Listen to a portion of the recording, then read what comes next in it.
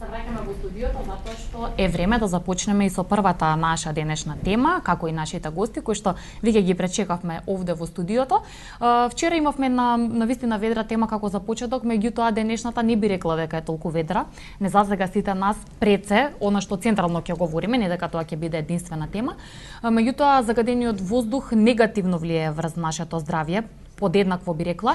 Меѓутоа тука има и личности и групи, на пример децата, кои што може би се најранливи кога во прашање ваквиот воздух, а мораат да го дишат, што значи како што и претходно напомена Сања, дека се прекршуваат нашите основни човекови права, а тоа да имаме убав и нормален и здрав живот, односно да дишаме чист воздух.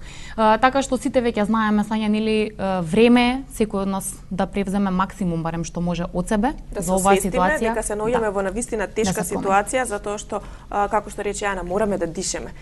Воздухот навистина станува нешто најскапоцено, веројатно, барем овде кај нас во Скопје, кога станува збор за чист воздух, а воздухот секако е и нашето здравје понатаму. Најосетливи се секако децата, а секако тоа се нашите најмили за кои што сакаме да се грижиме и на чие што здравје секако посветуваме најмногу внимание. Како да се однесуваме во овие денови, што треба да направиме против аерозагадувањето и како сето тоа се одразува врз децата, а и за секако други теми, поврзани секако со СОС линијата за деца и младинци. Денеска се надеваме дека ќе имаме доволно време, колку толку да опфатиме дел од сите овие работи кои што ги работи и ги превзема во своја рака првата детска амбасада во Македонија Меѓаши. За таа цел во нашето студио директорот на првата детска амбасада господин Драги Змијанац и координаторката на СОС линијата за деца и млади во Меѓаши Ангела Маневска. Добре дојдовте. Добре дојдовте. Добре.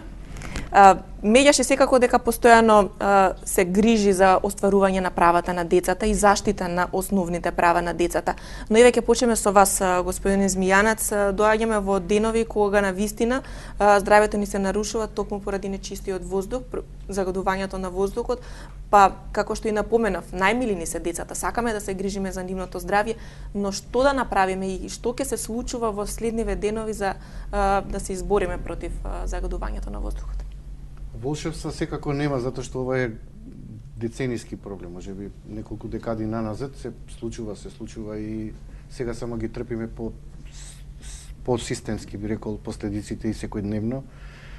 И нашето размислување е дека треба да се степенува нивото на одговорност до оние кои не довеле до оваа ситуација.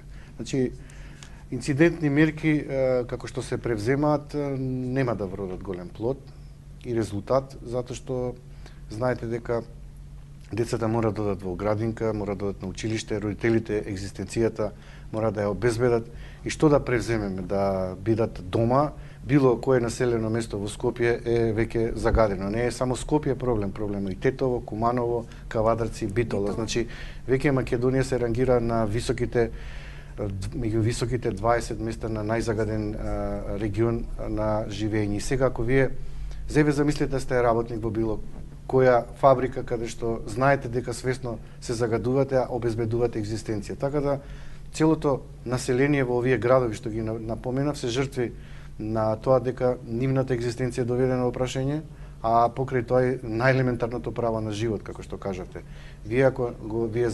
Ако ви е загрозено правото на живот, за какви други права ќе говориме? Право на образование, право на здравје, право на воспитување, на правилен раст и развој на детето, кога не само демалите деца, и трудниците, и хронично болните, и многу луѓе, ако веќе градските власти велат хронично болните и бремените жени да не одат на работа, било кај да живеат, тие се подеднакво контаминирани и загадени од частичките кои ние секојдневно мора да дишеме, мора да дишуваме.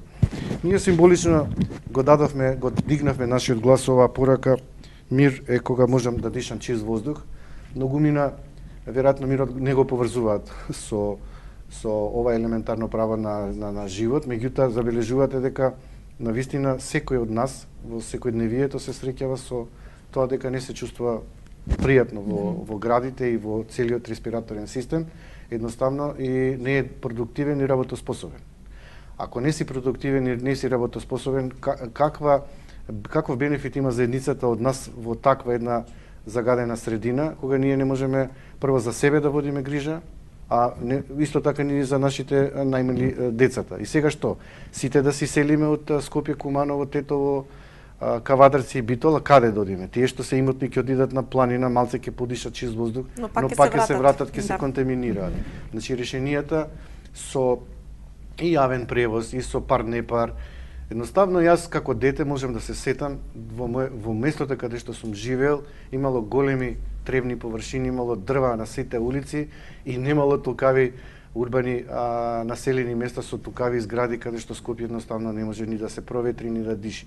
Среќа наше што ги имаме двете реки Вардар и Треска, меѓутоа вие ако забележувате колку се урбанизира Скопје и колку има миграција од другите градови во Скопје, па сите што ќе дојдат во Скопје ја однапред ни велам дека се жртви. Жртви на подолг рок, значи на краток бенефит ќе имаат економска бенефит. Скопје дава можности за економски образовани било каков просперитет, но од здравствен аспект сите сме жртви и мислам дека треба да се бара системско решение на подолги патеки. А тоа е едноставно на Скопје му треба кислород. На кислород не се обезбедува со бетон и со згради. Значи што повеќе тремни површини, што едноставно Скопје веќе е толку пренаселено да луѓето и кога користат огрев, користат било што да најдат социјалата и сиромаштијата е на високо ниво застапеност и всушност и нашиот СОС телефон вели дека сиромаштијата е меѓу првите 5 проблеми со кои се среќаваат децата, така да сиромаштија, здравје едно со друго си оди и тогаш ќе си платиме цена. Иначе вие одите во било која клиника, ќе видите дека се преполни со деца кои имаат проблеми со респираторните органи и дека навистина кога се они во таа возраст не само што дишат позабрзано, него тоа може да се одрази и со трајни последици по нивното здравје. Тука треба да се солидаризираме сите. Нема тука компромис, нема отстапки. И лекарите, и педиатрите, и граѓаните, и родителите, и граѓанскиот сектор едноставно треба да се мобилизираме во изноѓање на не краткорочни мерки, него долгорочни мерки да ја обврзиме било која структура мораме да на градска и државна да ги почитуваат нашите барања кои ќе бидат испорачени конкретно. Ние сега ќе се формира една неформална коалиција на повеќе граѓански организации и граѓански активисти кои го креваат веќе поинтензивно гласот и ќе испорачаме конкретни мерки кои треба да се почитуваат во наредниот период од страна на граѓаните, бидејќи во оваа држава под број 1 треба да се граѓаните, а пред се децата. Така, децата на прво место и нивната иднина, за да овие загадувања сега што имаме со воздухот секако ги намалиме, да најдеме некој решение, затоа што она што денес ни се случува секако ќе предизвика проблеми понатаму. Тек ќе ги гледаме допрва проблемите кои што ни ги носи ова загадување. Ќе стават на листата во Комитетот за правата на детето, каде што Македонија е една од ретките земји каде што е доведена во прашање правото на живот. Што е навистина сериозно. СОС линија за деца и млади функционира, ќе ни кажете од кога, простор каде што можат да се пријавуваат и да се говори за овие проблеми, особено кога станува збор прекршување на правата на најмладите и на децата и на младите.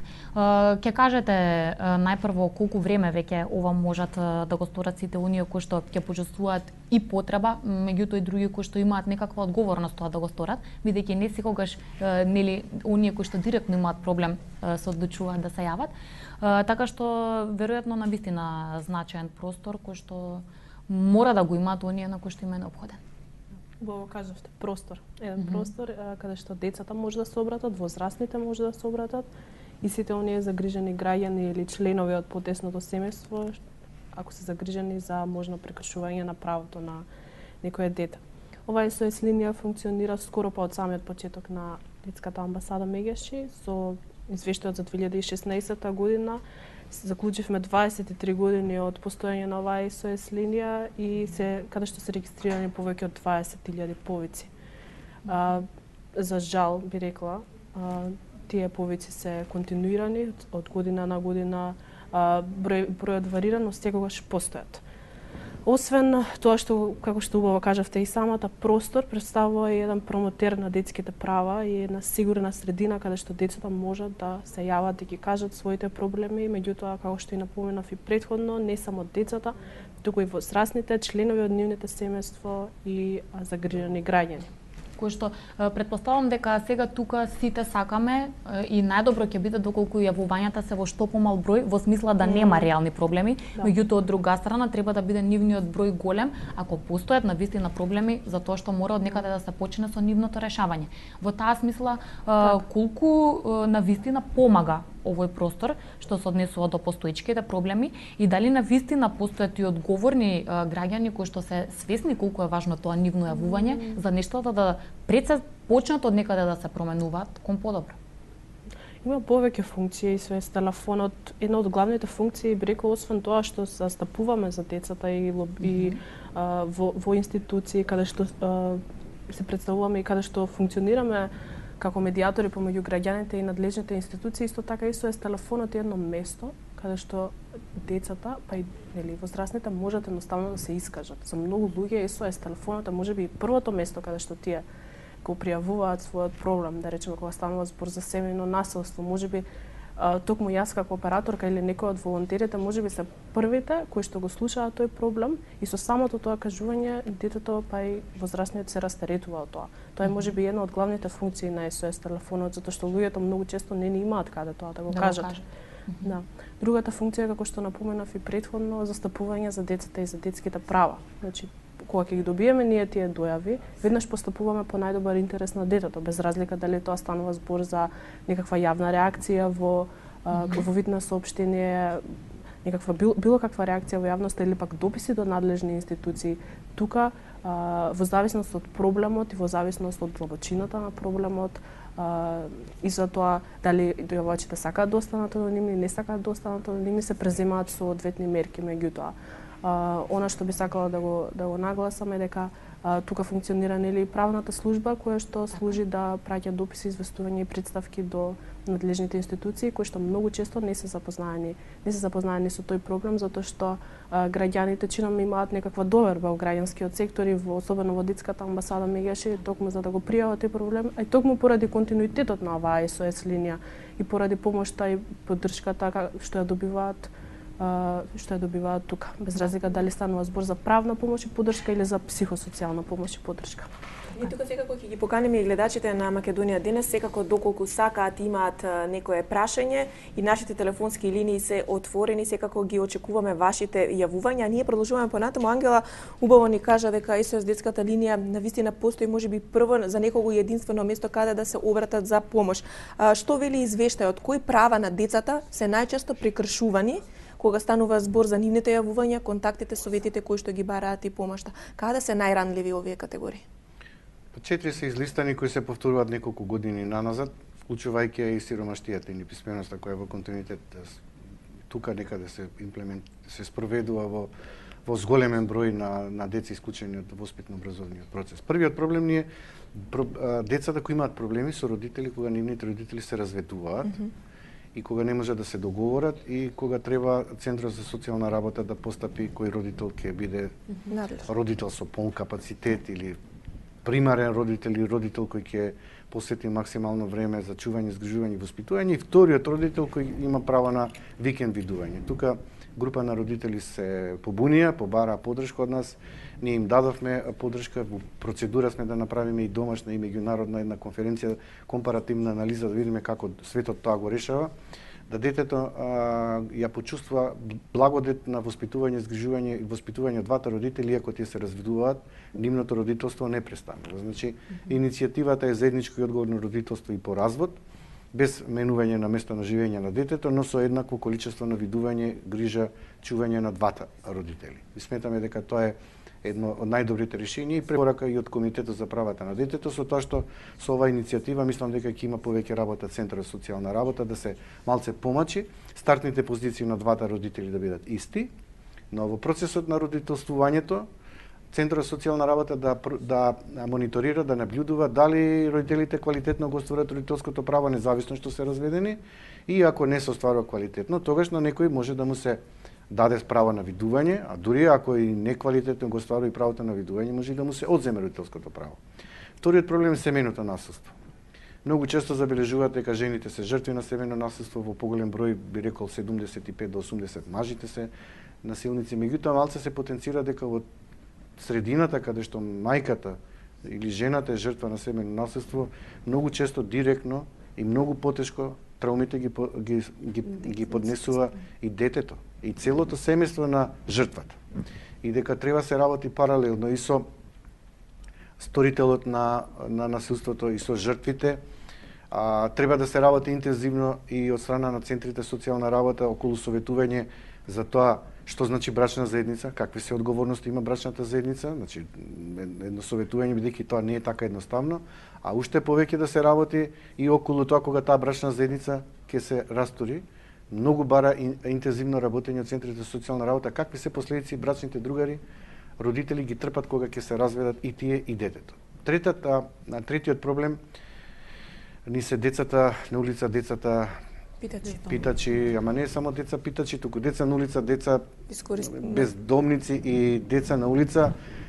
Покрај генералниот проблем на злоупотреба на детскиот труд, најголем број питачи има деца кои работат, кои се принудени да заработуваат, принудени од страна на сиромаштијата, принудени од страна на своите родители, а многу често и жртви на организирани мрежи на банди кои го злоупотребуваат детето за остварување на профит. И ние тука многу стрикно се залагаме дека образованието е клуч на овој проблем и дека децата од оваа ранлива категорија мора да имаат бенефици од страна на државата и на време да се клучат во градинките и да биде задолжително градинката за нив, затоа што едно дете помалку вклучено во училиште ќе има помалку на улица и на тој начин успеваме да го решиме проблемот со неписменост и сиромаштво. И четвртиот проблем е сексуалната злоупотреба што ја вршат возрастните на децата. Педофилија и инцест, родоскрнавање, многу често на децата им е познат сторителот, но она што загрижува во последниот извештај дека имаме постар малолетник кој извршил сексуален напад над помало дете и тоа значи дека тука треба да се алармира воспитно-образовниот систем, тоа да се препознава и да се превенира и да се работи со сите деца на запознавање на елементарните права, а и знаци кога детето трпи врсничко насилство, особено сексуално насилство. Ова е навистина загрижувачки. Дали ова е сега во последниот период појава или можеби сме се сретнувале со вакви појави на сексуално насилство врз постар малолетник, врз помлад малолетник? Имало и порано, но не така како минатата година. Порано не биле проблематични ситуациите со педофилија и со инцест, родоскрнавање, а оваа година е малолетничкото насилство. Да, навистина загрижувачки во секој поглед, навистина бара особена работа и труд како на сите социјални установи, пред се мораме да кажеме во образовниот систем загрижување на сите овие деца. Имам едно прашање до Ангела, колку се анонимни јавувачите или пак отворено зборуваат со јавување на својот идентитет кога се јавуваат на СОС линиите? Па има и такви јавувачи. Не би можела да кажам конкретна бројка, но се плашат ли за себе да се пријават со своје име, да ги дадат своите податоци, стравуваат ли или имаат можеби сигурност во вас, во операторите кои што сте таму за нив? Така. Податоците кои што тие ќе не ги дадат, доколку тие побараат да останат анонимни, тие ќе останат анонимни. Меѓутоа, она што е алармантно е што се повеќе граѓани веќе и до толку се имаат јавувано на места, имаат барано некаква помош и поддршка и веќе можеби понекогаш ние сме последното место каде што се јавуваат, не сме секогаш ни првото и кога ќе се јават последно место кај нас веќе име како сакам дури би излегол на телевизија, би излегла пред камерите, зборувам, не би го штитела веќе својот идентитет и тоа е многу алармантно заради тоа што тие луѓе повеќе немаат што да загубат. Ако ние како граѓани, како општество сме дозволиле да тие луѓе така да се чувствуваат да немаат повеќе што да изгубат, тогаш веќе многу тоа е за нас пораз. Тогаш веќе ние многу сме изгубиле. Како ќе оцените состојбата во Македонија што се однесува до свесноста, колку всушност ги прекршуваме правата на децата? Знаеме дека имаме примери каде што тоа се прави со полна свест, за жал. Меѓутоа, претпоставувам дека во секојдневието имаме примери каде што, просто да земеме од страна на родителите се случува правата на децата да бидат прекршени во дадени ситуации можеби несвесно. Родителите се многу важни и воспитувачите во развојот на детето. Меѓутоа, она што сакам да нагласам дека моќта е сконцентрирана некогаш и во државните институции таму каде што нашите деца престојуваат учат. Ако затаи одговорното родителство, не може институциите да го препуштат неодговорното однесување на родителот и да се амнестираат од било каква одговорност.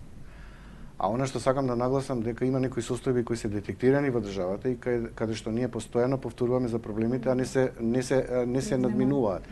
Велиме имаме 1500, 2000 до 4000 деца невидливи, фантом кои може да бидат грабнати, киднапирани, па се надмудрува Министерството за труд и социјална политика со нас дека се евидентирани 330, не сакајќи да свата дека тоа е евидентирана бројка, а сивата бројка е можеби 1:5, 1:10. Велиме дека има секој дневно 2000 деца на крстосници кои питачат и чиј труд се злоупотребува. Се прават некои инцидентни решенија со прифатни центри, велиме дека децата по престојот повторно се на улица, нивниот труд се злоупотребува, многу директно, многу конкретно, дека тие деца мора да се вклучат во училиште. Велиме дека локалната самоуправа не е доволно само да води грижа за инфраструктура, дека секој одговорен градоначелник мора да има јасна евиденција колку деца му се во регистарот кои не се вклучени во училиште, дека за училиштето мора да биде решение и клуч на проблемот со злоупотребата на детскиот труд. Велиме дека во Македонија има 18.000 деца кои не се вклучени во училиште и тоа е голем проблем. Во континуитет нема демант или потврда на таа бројка од страна на Државниот завод за статистика или Министерството за образование. Велиме дека 200.000 деца не успеваат да завршат основно или средно училиште и вие што сакате кога имаме неписменост, сиромаштија, злоупотреба на детски труд, имаме криминал, веќе децата се жртви не само на родителите, туку и на системот и системот наместо да биде контролен механизам станува соучесник. Што значи дека вашата генерална оценка, ако добро ве разбрав, е дека не се почитуваат правата на децата. Не се почитуваат. Значи... Не се почитуваат. Ние што ако ги информираме правата на децата, родителите и децата кога затајуваат државните институции таму каде што треба да бидат максимално функционални. Имаме институција Народен преобранител кој ние постојано се допишуваме, имаме институции Трудов инспектор, постојано се злоупотреба детскиот труд сезонски кога децата осусуваат од училиште, имаме просветен инспектор кој исто така забележуваме дека не води доволна сметка дали децата се вклучени во училиште, градоначалниците како што ви реков не водат доволна сметка колку деца не одат во нивната општина и не се вклучени во училиште, едноставно ситуациите се повторуваат, ние ги документираме, ги аргументираме, ги претечуваме во извештај кој го доставуваме до Комитетот за правата на детето во Женева. Од таму стигаат препораки, но нема кој да ги спроведе тие препораки. Ние сме членови на многу комисии државни во Република Македонија. Еве јас сум член на комисијата при владата за правата на децата. Веќе 3 години не се среќа таа комисија, а барам и инсистирам да се сретнеме. Успеавме преку комитетот да добиеме и право на глас да бидат вклучени барем 4 граѓански организации за да се направи проверка што од претходниот извештај од комитетот е спроведено во Република Македонија подобрено. Ние не можеме да направиме оценка на претходните препораки, а сега стигаат нови препораки кои ќе стигнат од граѓанскиот сектор преку Македонската коалиција за правата на детето во Женева, повторно нови препораки и нема кој да ги спроведува. Добро. Имаме проблем со спроведување на конкретните забелешки препораки. Значи, имаме проблем со функционалност и постапување по најдобар интерес на детето. Не само доволно да гласно говориме, него имаме проблем со степен на одговорност. Не се превзема одговорност кога ќе се наруши елементарно право на детето. И во тој степенување на одговорност ние имаме проблем во функционалност. Одговорност секако треба да поиде и од семејството, најпрвично од родителите, а потоа нели во целото општество и во целата држава, целиот систем треба да биде одговорен за сето она што се случува. Немаме многу време, дојдовме до самиот крај на вашето денешно гостување, но верувам дека допревме до граѓаните кои што не гледаат. Само да ви кажам, ако се фокусираме кон родителите, така ни е малце полесно. Ја не велам дека родителите не се клучни. Ние сме упатувале кампањи за одговорно родителство, дали денес го гушнавте вашето дете, дали му кажавте колку го сакате, дали денес разговаравте со вашето дете. Меѓутоа, замислете, и родителите сами имаат проблем во начинот на вредносен систем кој е воспоставен да посветат квалитетно време за родителствување со своите деца. Многу работи треба да се променат според она што успеавме денес да го слушнеме. Секако ги поттикнеме, доколку ги има оние деца, родители, млади кои што сакаат да побараат помош, СОС линијата за деца и млади е активна. Вие сте таму да помогнете, нека биде тоа веднаш што почувствуваат некој проблем, веднаш што почувствуваат некоја потреба дека треба да се јаве, да не биде тоа на самиот крај кога е веќе доцна. Ви благодариме. Благодариме и вам. Се надеваме ќе има прилики каде што ќе може и подетално за одредени проблеми да говориме, затоа што сепак во овој случај времето толку не дозволува. Ви благодарам. благодарим уште Ви еднаш. благодариме многу за гостувањето на вам и секако успех во остварувањето на правата на децата, она што е наша желба. А ние ќе продолжиме понатаму, следува стандардно реприза од емисијата Анализа. Денеска секако тоа ќе биде анализата поврзана со спортот и со нашиот колега Владко Арсов, а ние се враќаме веднаш по вестите во 12 часот.